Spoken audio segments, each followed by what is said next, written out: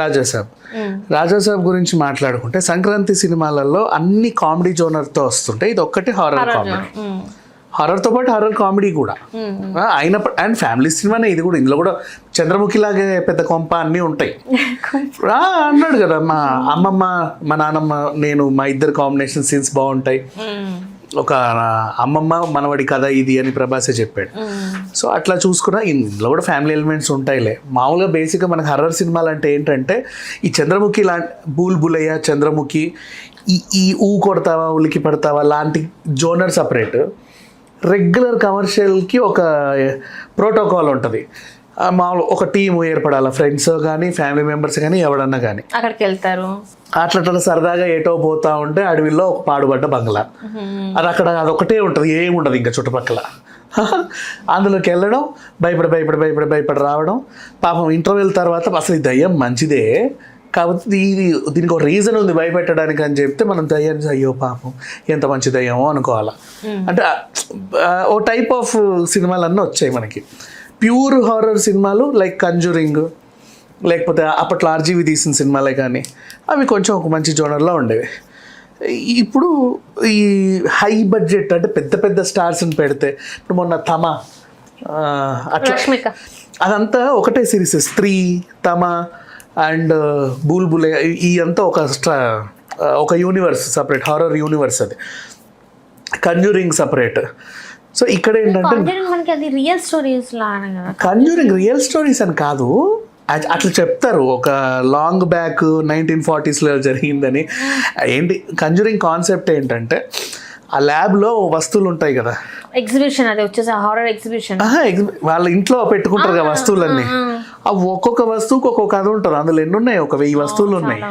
ఆ 1000 వస్తువులు మనకు పరిచయం అయింది అనబెల్లి బొమ్మ, గోడ మీద ఉండే నన్ను, ఇంక ఇవి ద క్రూక్డ్ మ్యాన్ అని ఒకడు, అట్లా రౌండ్ తిరిగేది ఒకటి.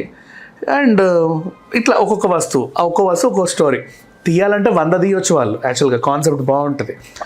బట్ వాళ్ళు ఏంటి అనబెల్ల 3 అవి 3, 4 తీసారు. లాస్ట్ మన కంజూరింగ్ 4 ద లాస్ట్ రైట్స్ అని ఆపేశారు. మరి తర్వాత వస్తారో రారో తెలియదు. అది ఇప్పుడు రెంట్కు ఉంది అమెజాన్లో, మనం డైరెక్ట్ చూడడానికి లేదు, రెంట్ కట్టి చూడాలి, ప్రీమియం పీస్. సరే, ఇక రాజాసాబ్ విషయానికి వస్తే ఒక జోనర్ని ప్రభాస్ ట్రై చేస్తాడు. ప్రభాస్ ఒక పరిపూర్ణ నటుడు యాక్చువల్గా చెప్పండి, మనకి ఎన్టీఆర్ లాగా, అల్లు అర్జున్ లాగా. లైక్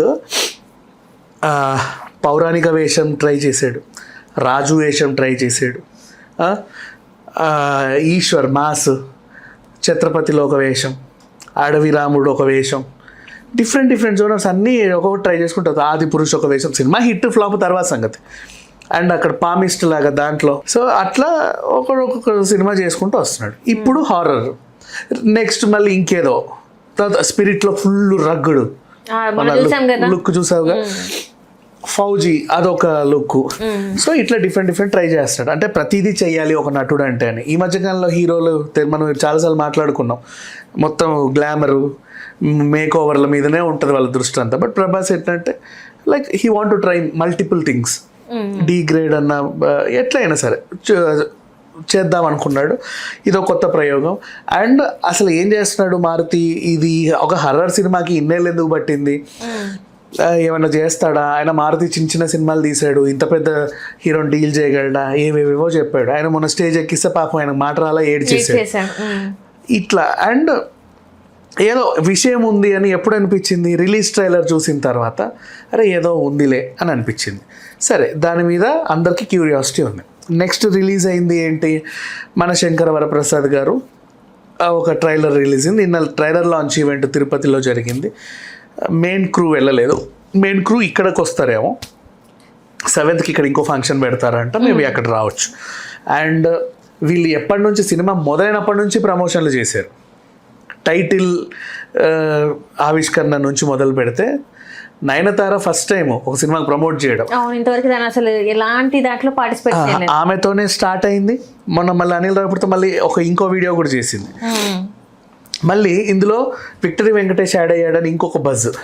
ఇప్పుడు సోషల్ మీడియాలో దాంట్లో మన విజయశాంతి కూడా ఉంటుంది ఏదో రోల్ అని ఒకటి వస్తుంది, మరి నిజమో కాదో తెలియదు.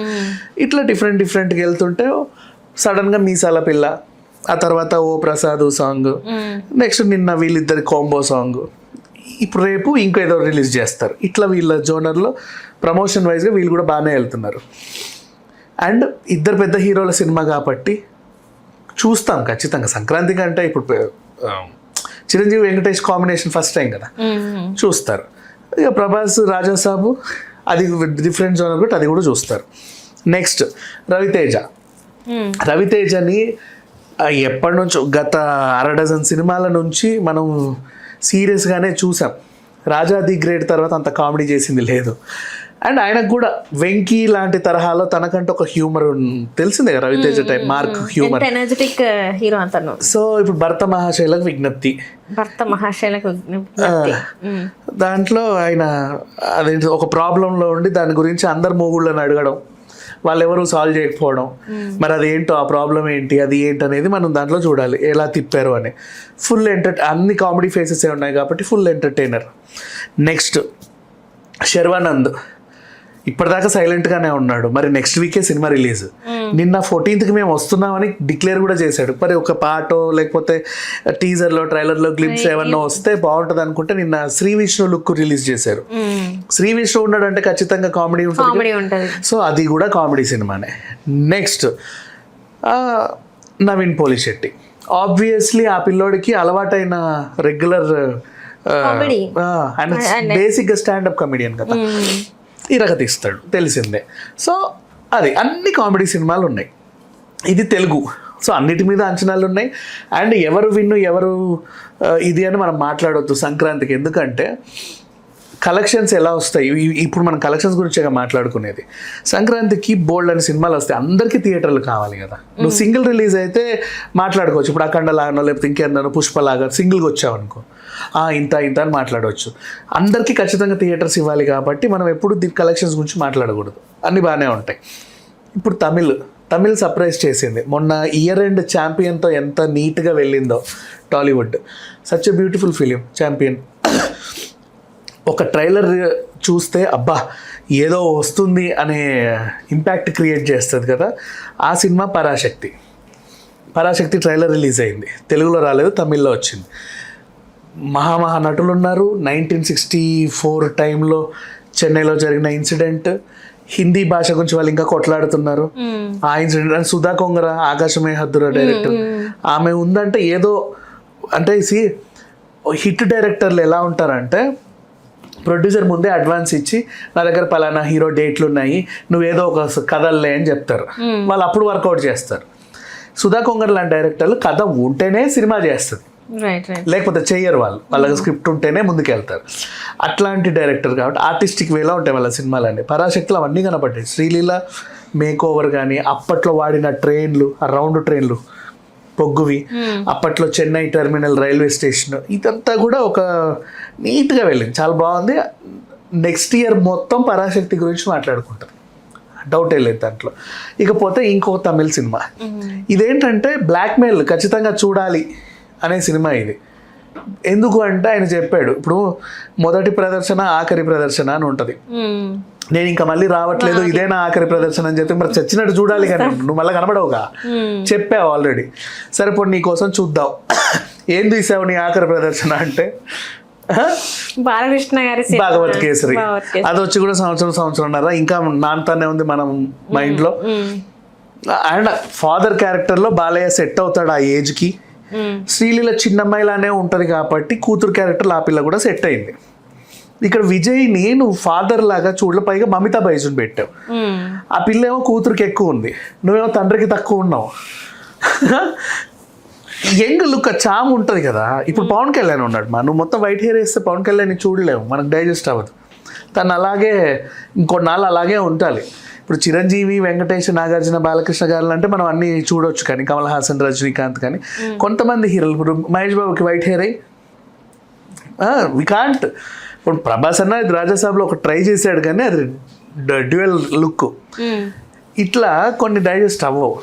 ఈవెన్ పుష్పలో కూడా అదేంటిది లాస్ట్ వైట్ హెయిర్ ఇట్లా పెట్టుకొని నువ్వు మరి అదేంటిది బాబాయ్, అప్పుడు కూడా మనం అదేంటి ఇంత వయసు అయిపోయింది అన్నట్టు ఉంటుంది, డైజెస్ట్ అవ్వదు.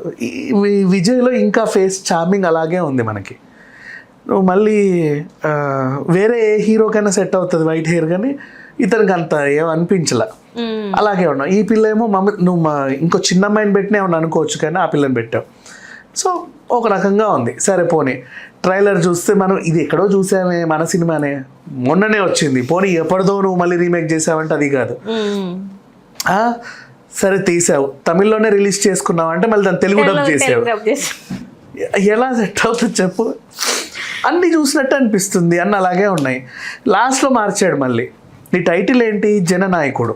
ఇప్పుడు భగవత్ కేసరి అనే టైటిల్ ఆయన ఒక ఖైదీ రిటైర్మెంట్ తీసుకునే స్టేజ్లో ఉండి ఈ పిల్లని సెటిల్ చేద్దాం అన్నట్టుగా ఈజ్ రిలాక్స్డ్. కానీ ఇక్కడ నీకు రాజకీయాల్లోకి రావాలని ఉంది, ఇది నీ ఆఖరి ప్రదర్శన, నీకు రాజకీయాల్లోకి వెళ్ళాలి. మరి రాజకీయాల్లోకి వెళ్ళాలన్నప్పుడు ఏం చేయాలి? నువ్వు నీకు ఉపయోగపడే ఆ టైప్ కంటెంట్ సినిమాలు తీసుకోవాలి. అది కాకుండా నువ్వు చాలా ఫూలిస్. మొన్న ఇది ట్రైలర్ రిలీజ్ అయ్యే వరకు అది సర్ప్రైజ్ తెలియదు, దాచిపెట్టారు, ముందే చెప్తే వీళ్ళు ఏమనుకుంటారో అని. కానీ ఇంత మాట్లాడుకున్నావా, ఖచ్చితంగా చూడాలి అది. ఎందుకు? లాస్ట్ సినిమా నేను రావట్లేదు బాయ్ అని చెప్పావు, వీడ్కోలు పలికావు, నీకు వీడ్కోలు చెప్పడానికన్నా రావాలిగా. ఖచ్చితంగా అది బ్లాక్మెయిల్, అది ఖచ్చితంగా రావాలి నువ్వు అన్నట్టు చేసాడు. సో ఇట్లా సంక్రాంతి పరంపర ఉంది. అయితే ఓవరాల్గా పెద్ద విన్నర్ ఎవరు కొడతారు అంటే తమిళ సినిమా పరాశక్తి. తెలుగులో కూడా అది మంచి ఓపెనింగ్స్ తెస్తుంది. హలో, తెలుగు రాజ్యం ఛానల్ చూస్తున్నారా? సామాజిక రాజకీయ జీవన చిత్రణే తెలుగు రాజ్యం. అతిశయోక్తులు అసత్యాలు ఉండవు. రాజకీయ కోణం కాదు, ప్రజా కోణమే కొలబద్ద. తెలుగు రాజ్యం వీక్షణ మీ ఉత్తమ అభిరుచికి నిదర్శనం.